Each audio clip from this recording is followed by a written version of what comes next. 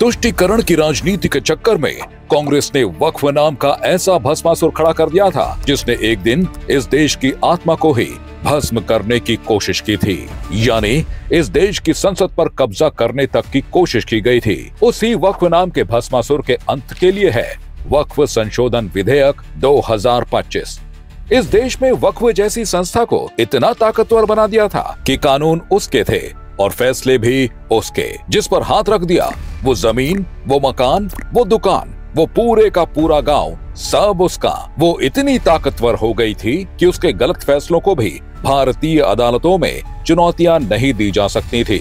वक्फ board की मनमानियों का आलम यह था कि संसद भवन जैसी राष्ट्रीय धरोहर तक पर उसने कब्जा करने की कोशिश की। वक्फ बोर्ड की ताकत का अंदाजा इसी बात से लगाया जा सकता है कि उसके पास रेलवे और रक्षा मंत्रालय के बाद सबसे ज्यादा जमीन है, करीब 9.4 लाख एकड़ जमीन। लेकिन सवाल ये है कि इतनी जमीन इसके पास आई कैसे? और जवाब है कांग्रेस की मेहरबानी और वक्फ को दी गई असीमित शक्तियां। 1995 में वक्फ एक्ट में संशोधन और फिर 2013 में कांग्रेस की यूपीए सरकार ने इसे ऐसी ताकत दी कि वक्फ बोर्ड किसी भी जमीन पर दावा कर सकता था। तमिलनाडु में 1500 साल पुराना हिंदू मंदिर और उसकी 300 एकड़ जमीन को वक्फ ने अपनी संपत्ति घोषित कर दिया। महाराष्ट्र में कई हिंदू मंदिरों और संस्थानों की जमीनें वक्फ ने अवैध रूप से हथिया ली। मामला कोर्ट तक गया, लेकिन ट्रिब्यूनल का कानून बाधा बन गया।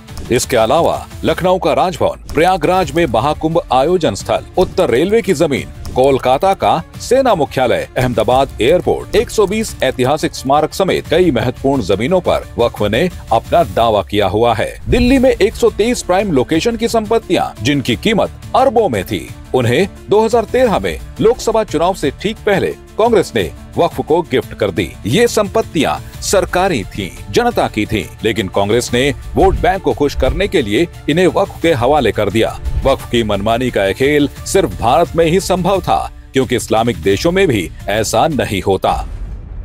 पाकिस्तान, सऊदी अरब, तुर्की, मिस्र जैसे देशों में वक्फ को इतनी खुली छूट नहीं है। वहाँ सख्त कानून है। वक्फ जैसी कोई संस्था आपकी जमीन नहीं छीन सकती। लेकिन भारत में कांग्रेस ने वक्फ को ऐसा हथियार बना दिया कि कुछ सालों में ही इसकी संपत्ति दोगुनी हो गई। कांग्रेस का तर्क था कि वक्फ गरीब मुस्लिमों के लिए है, लेकिन सच ये था कि कांग्रेस ने इसे भू माफियाओं का अड्डा बना दिया था।